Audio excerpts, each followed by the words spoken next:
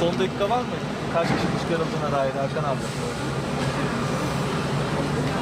Tamam, iki kişi çıkarıldı. Evet, tamam. Tamam. İki kesin. Vatandaş, Geldiler. bunlardan maalesef hayatını kaybetmiştir. قد حدث زلزال خرجت الى الشارع فوقت خرجنا الى الشوارع بدات تاتي اصوات ناس وناس تطلب المساعده فتوجهنا الى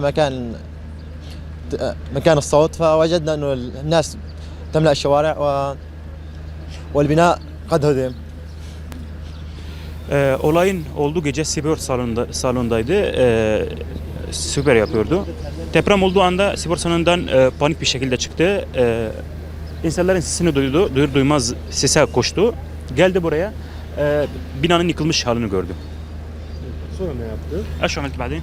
بعدين دخلت الى البناء من الشباك فكان معي ضوء موبايلي فضويت ما شفت حدا ما سمعت صوت حدا فرجعت طلعت وقفت شوي فرجع اجى الصوت اجى صوت ناس من جوا فرجعت دخلت لجوا فتاكدت انه في ناس تحت الانقاض فصحت لحدا عشان يساعدني طلعت الناس.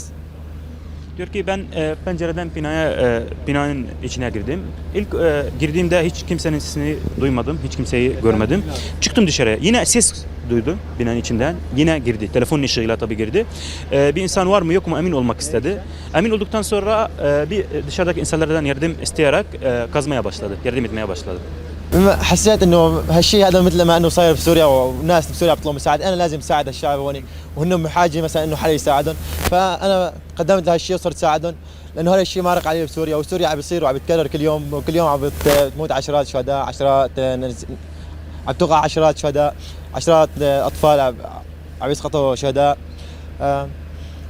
عشرات الابنيه عم تهدم، فانا توجهت انه هذا المبدا وواجب انساني انه كان توجه.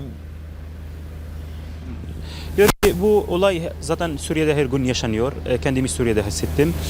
İnsanlık görevimi yaptım. Yani bu olay her dediği gibi Suriye'de her gün tekrarlanıyor. Her gün onlarca bina, onlarca kadın, onlarca çocuk yaralanıyor, enkaz altında kalıyor. Bir de şehit oluyor. Bir de diyor ki yani insanlık görevimi yaptım. Suriye'de olsam, Türkiye'de olsam, dünyanın her yerinde olsam bunu yaparım yani. Yine de olsa yine yaparım.